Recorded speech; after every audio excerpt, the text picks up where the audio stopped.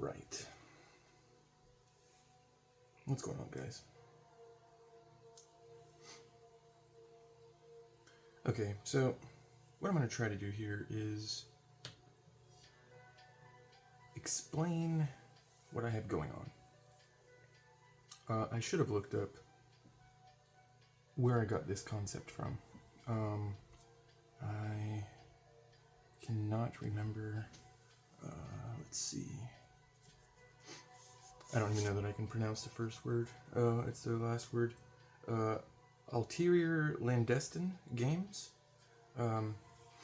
They're actually phenomenal.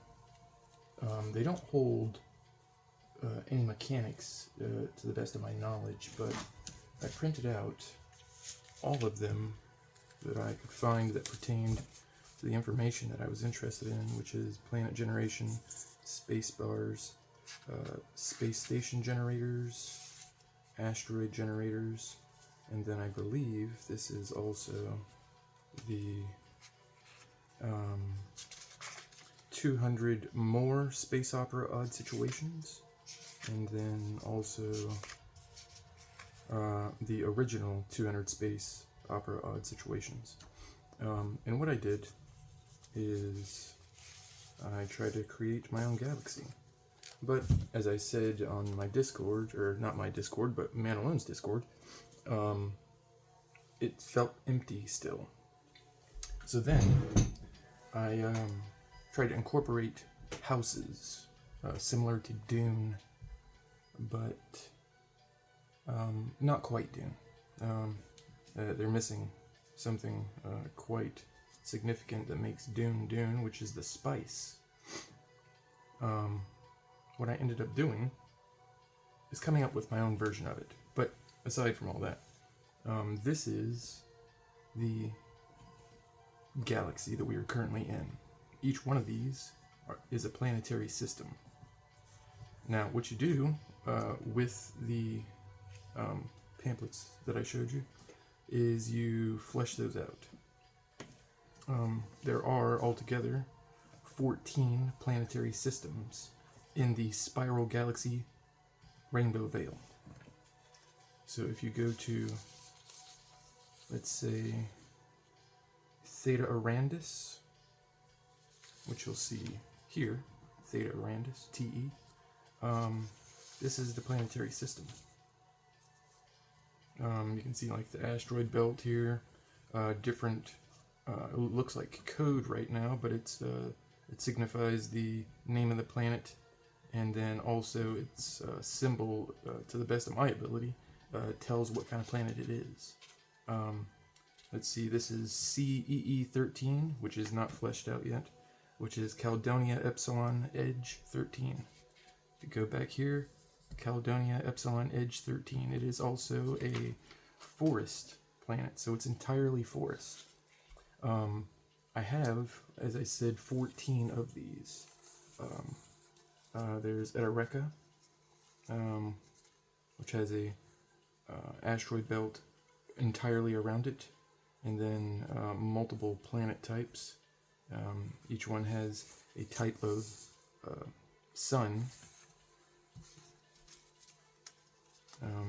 which goes into detail on the type of sun, all of that. This is Epsilon Anoma. So you can see here that Theta Arandis, Etereka, 1C, and Epsilon Anoma. I'm assuming I'm saying that right. It doesn't really matter. The idea is that I'm trying to flesh out an entire galaxy. Let's see. There. I got a lot to go. And each one of them has their own amount of planets with different types, space stations, all of that, right? It's lovely. It's quite lovely. But what about the game? How do you play it? How do you get in the world? Well, currently my favorite system, which I am enjoying, is There's a lot of ums. I'm sorry. There will be no editing. It's Fallout 2D20. Why? It's just fun. I enjoy it. But again, if I'm going to play a game, it's going to be a little bit chopped up and played wrong. That's just my thing. Did you guys get these yet? They're amazing. They are wonderful. It's a... Oh, I know it's put out by Man Alone, but let me get the exact details. One moment, stand by for the next available representative.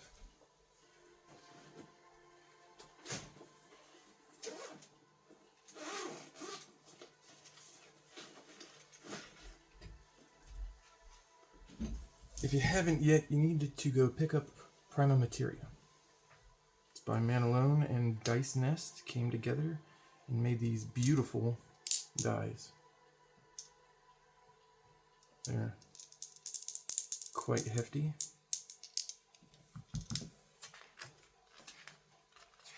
I won't flip through the whole book, but each one of the symbols represents a certain concept. For example, fortune. This is self. You would roll them. Nope, I'm sorry. This is within. And then this is connection. So fortune within connection.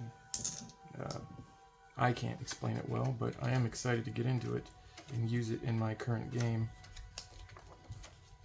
It's got all sorts of tables and charts in here. Name generators, which I may end up using for my game, name generators, because I have a lot of basic idea names. Actually, they were specifically names that the robot in Fallout, I can't remember his name right now, readily recognized. It was just a list from Fallout 4 of the names that he knew and could say in the video game.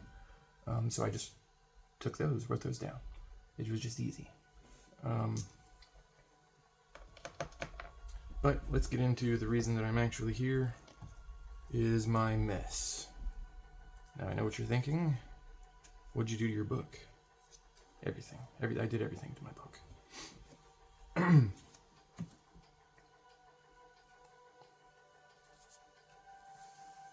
My print is very small, and so is my writing. It doesn't get any better.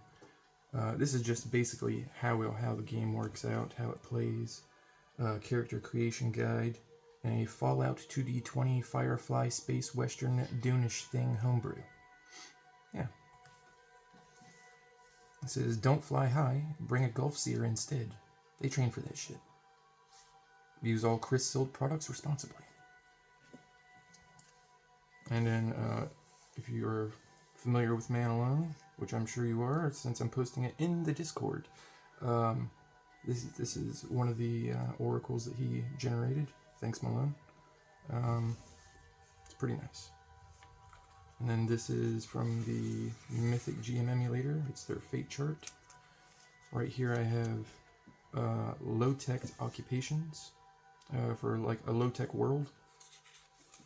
This I have not yet attached, but it is the high-tech world occupations. It's also not complete, obviously. This is the story that I'm working on for it. This goes back to the generator books, and it just gives you the breakdown on how you set out your solar system based off 1, 2, 3, 4 A, B, C. It tells you where your planetary system is going to be within the galaxy. Here is to how to set up the planetary system itself.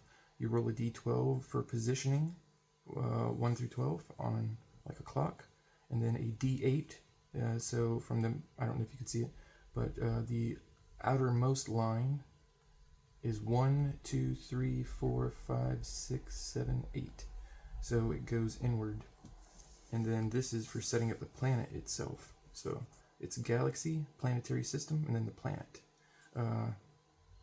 Pretty pretty much just like this one, but in a smaller, condensed. It's still a D12, but you only roll a D6 for how far in it is, the things orbiting the planet are to the planet itself.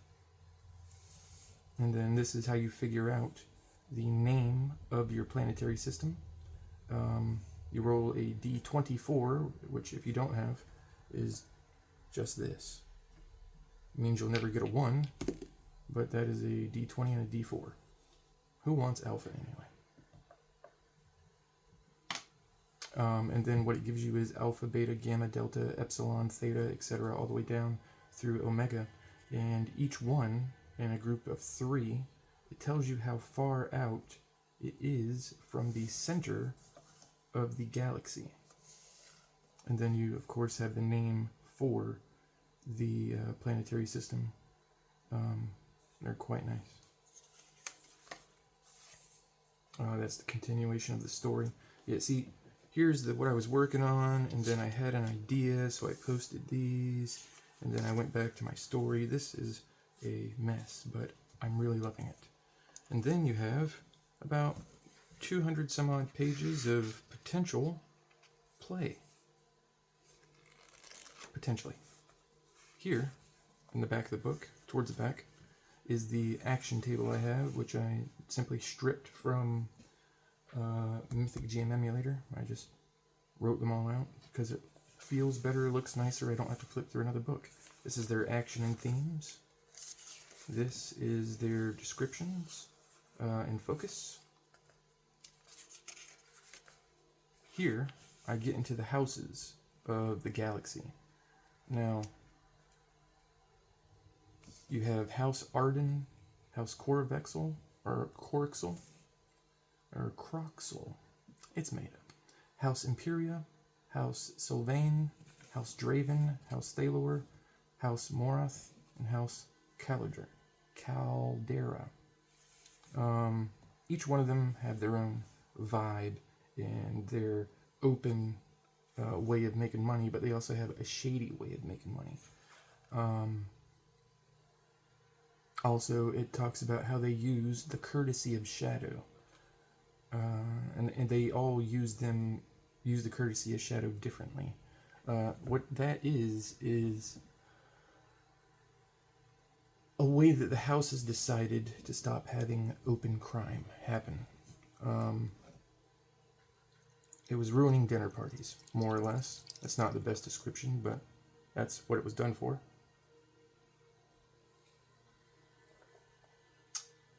Let's see.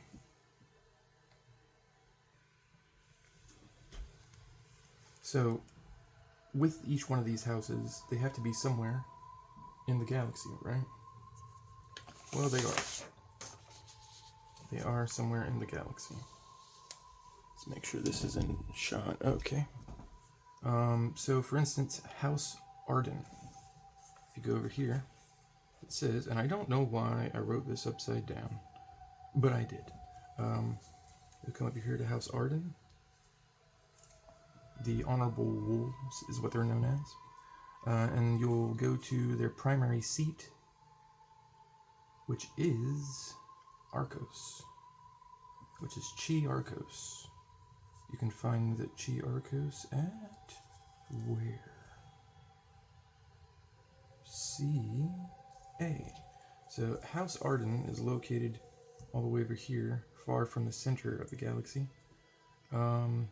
This one here, AP, right at the center of the galaxy, which would suggest that they think themselves important, is House Imperia. Now they are sort of a old money house. They're very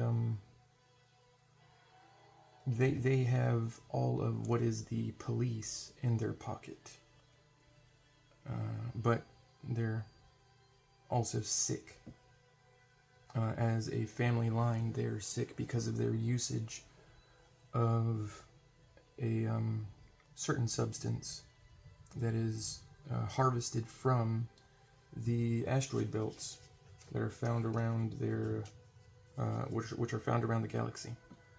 They use it similar to spice. Okay, let's get the elephant poked at that's in the room. It is my version of spice, but it's used for multiple things. Like back to the courtesy of shadow. What that is, it's you. God, I don't even know how to describe it now. Now that I've hit record, you want to prevent open crime. So what you do is you activate something that was designed called a dimmer. A dimmer is a palm-sized device that snaps onto your belt. And whenever someone activates their dimmer, you are obligated to look the other direction. It's like a social taboo to look into a dimmer. It keeps the innocent from getting into crime or being witnesses to crime. If someone's committing a crime and a police officer or an alliance officer witnesses it, they can activate their dimmer and then go deal with it. But you don't do it out in public. It's rude. This is kind of how they operate and do their shady deals while still being part of polite society. Okay, the next part I want to go over, this is where the book gets a little odd. I was working on a type of economy, but a simple one, right? So there are 9 categories of things you can buy: consumable supplies, personal gear and equipment, medical and recovery items, transport and mobility, shelter and property, information and knowledge, luxury and status items, and raw material and crafting resources. Now you'll notice that each one of these have a set price. 5 credits, 50, 35, 250 for transport and mobility. And then what I did is based on their, don't look at this, it's under construction. Based on the quality of each of them, by rolling a 2d4, it will tell you the quality of whatever it is that you're trying to purchase or have found. So let's say 4, 5, 6, 7. That is excellent quality. So let's say we are buying a transport, which we now know is transports can be up to 250 credits. If it's excellent quality, you multiply it by times 4. I'm not doing the math right now. But it kind of gives you if you can think of something, anything that you want to buy, anything, like if a player is like, how about this? I would like to buy this. Then you look it up where it would be. Say, for instance, I want to do upgrades to my ship. Well, that could be raw material if you're going to make him be really granular about it. Or you could also go to transportation and mobility. It just depends on what it is that they're actually after for their ship. And then how much are they willing to spend? You can go to the market. Say you go to a starport and you find the mechanic and you're like, I need a new input space word for my ship. And you see what he has available. He says he has 2 items available. 4, 5, 6. He's got a very good one, and 5, 6 again. Maybe he just has the extremely good ones. A 4. So he has an average one, which will be, what did we say we were going to use? Transportation and mobility? No, because that would be a whole ship itself. I would say it could be equipment. It's a work in progress, guys. Just hear me out. It's getting there. But you get the gist. And then, say for instance, you're going to sell something.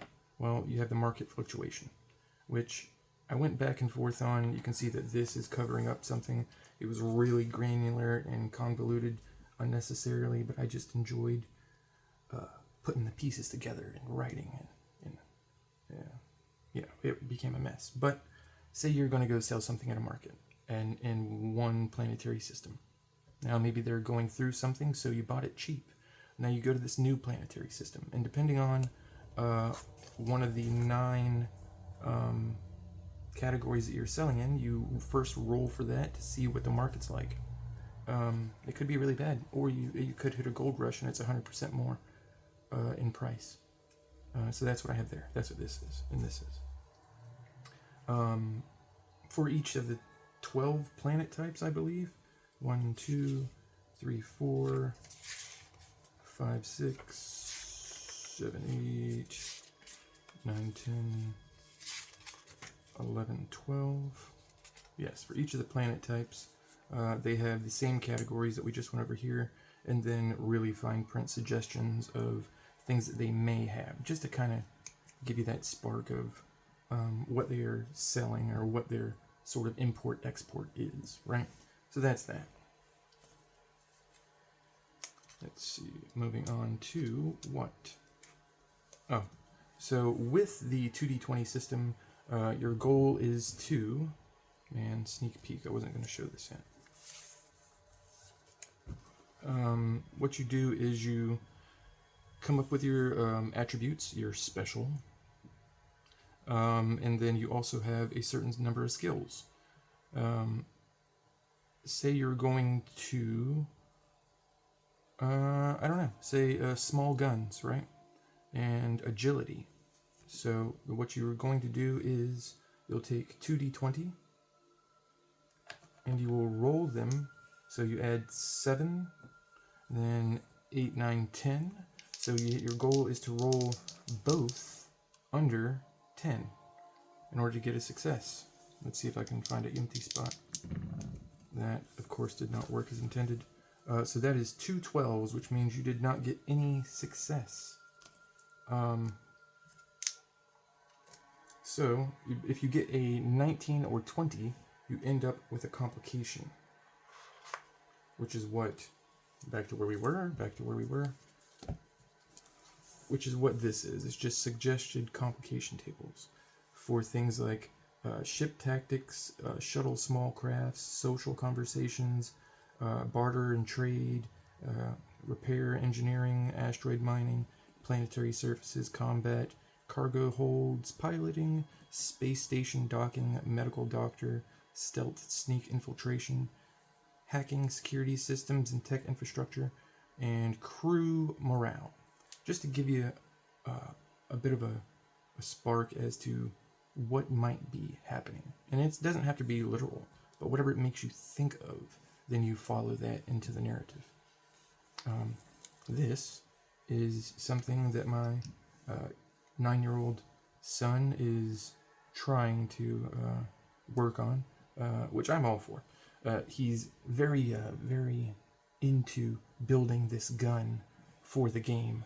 And the idea is that it's something that straps to his arm, and he wants to collect, almost like the Thanos glove, crystals or gems that you put inside of it, which does different things.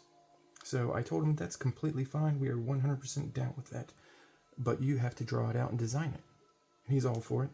He's extremely creative. So he says that he wants a flame, ice, poison, acid, and like a force field type gem, along with an amplifier type gem. It's Logan's gun plan. And his primary goal is all for one, which is where he lines each one of the gems up. Like, lines each one of the gems up. And then the plasma charge that goes through the gems will have some significant thing that happens that involves each one of them. I told him, that's fantastic, man, but you'll have to do some asteroid mining, and he was very confused. I was like, where do you think the gems are? I mean, you could go into a mountain planet and harvest them from there, but some of them may be extremely rare, and you'll have to do asteroid mining. Along with asteroid mining, you would also come across, which I haven't built up this table yet, but it is the... Damn, what is it called? How do you forget your own stuff? It is Christ silt. which is my spice. Chrysilt is what the dimmers are powered by. So you open up a dimmer, and then you put the Chrysilt in, screw it back on, and then whenever you tap it or engage it, it puts a shade or like a almost completely opaque shadow around you, which lets you commit the crimes that the houses are so fond of. So he could also be a Chrysilt harvester and smuggler, because only the higher households are supposed to be able to have it. You have higher households and lower households, just like Dune, just poorly written. So this is his gun that he is working on, or the idea of it.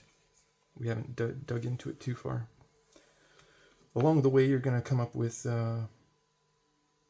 complications, and then if you're still unsure about how you got there, who caused this, if you know that you didn't do it, or who caused a situation or calamity in a planetary system or on a planet. And then you have a D20's worth of suggestions: a rival crew or ship, a shadowy organization, an old acquaintance, desperate locals. And then within each one of those you have 4 variations of it. And again, these are only suggestions, just enough to give you the spark to fill out the narrative. Who posted the job? If you don't have any direct idea about what it is that you're doing next, you could head to a space station and find a job by rolling on here to see what it is, who is posting it, or not specifically what it is, but who is posting the job, right? And it's just like this. It has the 12 options and the 4 subtables. Here gives you more detail on the questions that you're going to ask about the game, your oracles. This is really lovely. I do not remember what it's from. If you do remember, please comment, because I can't remember now. It's just a conglomerate of things that I jammed into my book that I intend to use and have been using, honestly. Let's see. Moving on. This is the male names, female names, and then, oh man, I'm gonna have to show you guys already. And then back here, you have their last names. Sorry about that, I had a phone call. I don't know if that was intrusive or not, but you have their last names, right? So male, female, last names. Okay, that's obvious what that is. This is my favorite part of the book. Here is your ship. You have, just like your character sheet, you have your special, and then your ship's skills. You have your crew, and then you also have the cargo, the amount, and the price. You have the hull's usage die. Obviously, you all know what a usage die is. If it rolls a 1 or a 2, you drop it down to the next size. I do not want to track HP. It's just I'm not opposed to it. It's just something I'm determined to remove. I don't know why. It just feels good, and it feels like, oh, look what I did. I'm kind of I'm proud of it. To break free of that system. The usage die system, I think, is phenomenal. Does it have its hiccups? Does it work whenever I try to jam into other games? Not always, but that's just part of it. So I use the usage die for the hull, fuel, your life support system, and if your life support system runs down, it then affects your oxygen and your H2O levels on your ship. If it gets low enough, depending on the location that you're in, it will affect the temperature in the ship. You could start to gain cold or heat, depending on, like I said, the location of your ship. Here are modifications, or places I intend to put the ship mods. will be listed here. I think it's going to use a usage die system as well, but maybe not.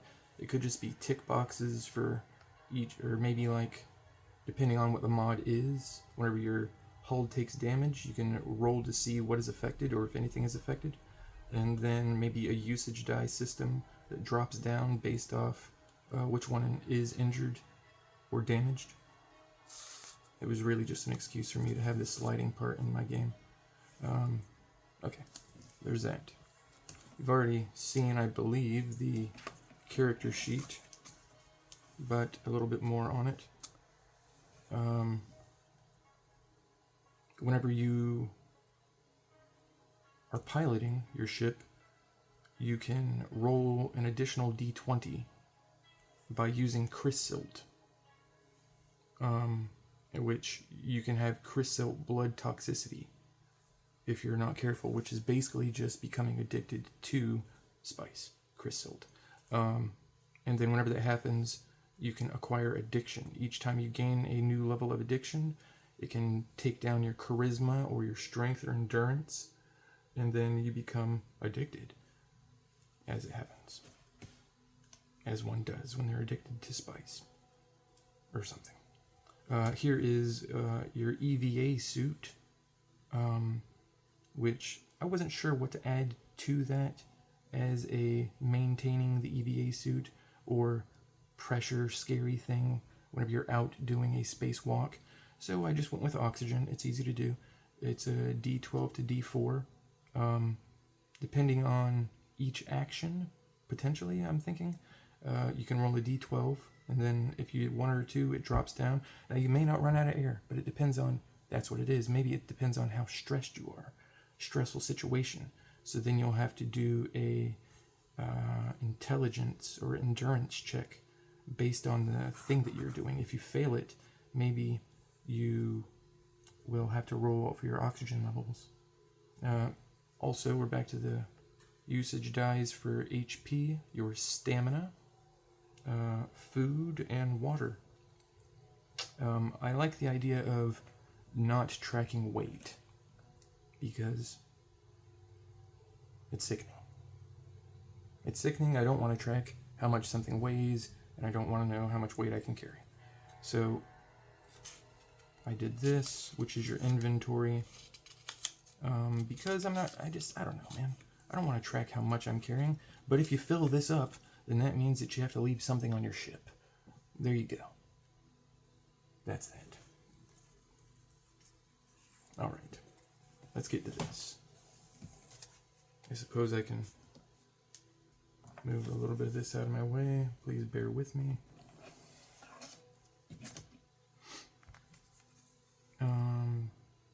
Okay, so you have this ship, which is a not Firefly class. It's probably a lightning bug class, if I had to give it a name.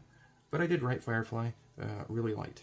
Then whenever you're out navigating and traveling the world or space, then you can interact with other ship classes. The houses have their own ships. They're pretty intense, pretty powerful. They each have their own, I'm not sure if you can see it or not, but they each have their own set special and skills based off the class type. Like House Arden has the Void Warden class cruiser, which is pretty strong in comparison to our Firefly. Its strength is at a 9. Our Firefly is at a 7. The piloting, repairs, sensors, engine, hull, their comms, navigation, weapons, and stealth. And then, aside from the houses, you have Independents, which are not Firefly class transport, Cobra class, Mule class, Sparrow class, the Dragonfly class, Wanderer class, a Ghost class, and then a Hammerhead salvager. And they all have their own independence. Now you can upgrade these here, which I'm thinking would be, why do I keep doing this? Which I'm thinking would be back to the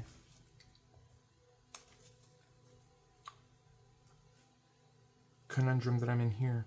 it's probably personal gear and equipment for modifying and upgrading your ship, and then based on the quality of it, etc., back into that. Economy stresses me out. Moving on. So there's the ship, right? Here are ship classes. Now, whenever you're traveling through space, you will encounter creatures. That's what this covers, which is probably out of view. But you have your ship, and then space encounters with creatures. Now this is in space. This is flying through the air of the atmosphere in any planetary system, and then based on what you roll tells you what type of creature it is.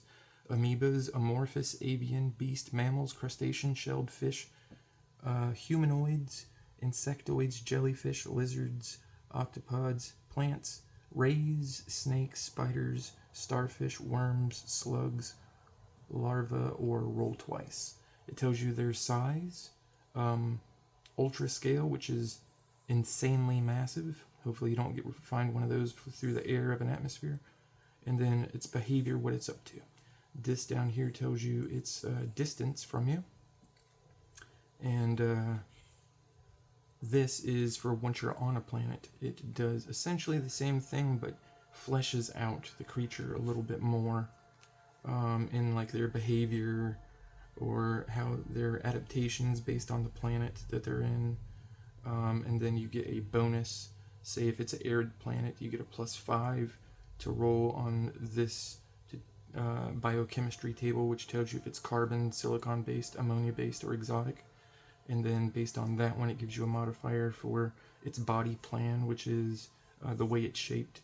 And then its modifier is adjusted by its size. And then its niche, which is essentially its eating habits. It's herbivore, scavenger, omnivore, carnivorous, parasite, symbiotic, etc. And then you can, depending on what you get on number 4, on the number 4 table, if you get above 15, then you can roll on this twice, which is armor shelled, flying or gliding, just its adaptations that it did. But if you roll under 15 on your bonus, then you can only roll on it once. Okay, here we are flying through space to a planetary system, right? What you do is you bust this out, which tells you, depending on where you're flying, if you're flying in the vicinity of a planet, you would roll on here. If you're flying through the black, which is from one planet to another planet, that's the area in space is called the black. If you're flying from one planetary system to another planetary system, that is called the Gulf. Or if you're flying from one galaxy to another galaxy, that is called the Umbra. And what you do is you roll on these tables, and it will give you details as to how to navigate the situation. You could end up with quiet, nothing of note, stellar objects, planet or moons, settlements, starships, convoys. This is very messy, but it's only for me. Derelict ships. So if you roll on a derelict ship, you roll on the ATO, which is Ask the Oracle. Roll on description plus focus, which is right back here. So you would roll on a description and a focus, and that would give you hints as to what's going on the derelict space station or wreck. Now, as you are flying through the either the black, the Gulf, or the Umbra, it tells you how many successes you need on your 2d20 system in order to progress. Now, if you roll a complication, that is when you roll on these things up here. So for the black, you need 2 successes with a difficulty of 1. The Gulf, you need 5 successes with a difficulty of 2. And the Umbra is very rare that people go there, very rare, because it's so massively, horrifyingly scary and deep. It's like going to hell. There's horror stories about it and everything. So I made it very difficult and scary and very trying. That's why you need 12 successes. Now, the way that is you roll them. You roll your 2d20, or if you spend Chris Silt, you can roll 3d20, and you accumulate successes, which progresses you further in your travel. Yeah. Traveling with Chris Silt, you make your travel test, which is your special plus your skill. If you're doing it with a seer, remember, bring a seer. If you're doing it with a seer, if you're flying with a seer, you roll 2d20 with a difficulty of 1. Instead of it being a difficulty of 2 or a difficulty of 3, depending on where you're flying. And whenever you do that, so a seer uses Chris Silt to navigate space. It sort of helps them anticipate what is going to be there, and it helps prevent you from running into obstacles because they anticipate it happening, is the idea. So if you fly without a seer, you roll the best of 3d20s at normal difficulty. Now, if you travel without a seer and you're using Chris Silt, you can get addicted. But we will come back to that. Remind me. We're coming back to that. You roll Chris Silt travel rules. You roll your current Chris Silt UD starting at D12. This represents the body's toxicity, just like we talked about back on the character sheet. On a 1 or a 2, the UD steps down, which means your toxicity or your purity is decreasing. Your blood purity is decreasing because you're getting oversaturated with Chris Silt. If the die steps down, make an endurance plus survival test at a difficulty of 2. Failure equals 1 point of addiction. Now, as I said, Chris Silt addiction affects your special or the difficulty of rolling for that attribute or skill. Let's see. When a non-seer uses Chris Silt for travel, roll the current Chris Silt usage die starting at a D12. The result is a 1 or a 2. The die steps down 1 size. When this happens, you must immediately make an endurance plus survival test of 2. Failing gains 1 point of addiction. More on addiction by the character sheet, which we talked about. Alright, what else to cover? Surely that's not it. Although it may be. It may be. Alright. Planetary systems. So here you are. Say, imagine, let's put away the creatures for a second. You're back to your ship. Right? You would play it like this. I'm not sure that it's in view. It's not made for camera, it's made for play. So, as you're traveling like this, with your ship and your planetary system in view, it's a little janky. I hear you. This tells you planets that show up, and you would do that because you rolled a planet or moon. So then you can roll if it's a gas planet. You can roll whether or not it's a gas planet or a telluric planet, which is a solid planet. There are 12 planet types. Gas planets, you can roll for if it's a solid color or striped. And then it's 12 colors or 10 colors. And then features on that planet. Now, bear with me. As I said, there will be no editing. About the planets. So, this here on the back of that is straight from the planet generator by Altair Clandestine. It's for the city planets. the dead, desert, earth-like, forest and jungle, garbage planets, grasslands, ice planets, mountains and strange planets, volcanic planets and water worlds, and then things in their orbit. This will help you flesh out the thing that you're doing whenever you come across the planet. Alright, that is that. Another cool part is this. This is what I was looking at whenever I was, or this is what I came up with whenever I was looking at alien names. So I have descriptors for the alien, right? Or traits, right? So physical appearance, environmental, social, and behavior. I have English names, Latin names, Greek names, and Arabic names for each of the things. So for scales, it is, bad pronunciation, stand by, squama in Latin, lepis in Greek, and quishur in Arabic. And what you could do is you could roll, which are not numbered yet, roll for the things that they're described as. That way you get a feel for what they're like. And then 1, 2, 3, 4, 5, 6 for the language that it's in, and then you blend that name to come up with the alien name. It's me, is what it is. It looks like I did it. And that's the quality that you get when you deal with things I made. This goes back here. This goes down because ship class. Your spaceship.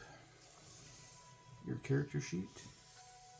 I don't know, man. I'm just really fond of the book itself.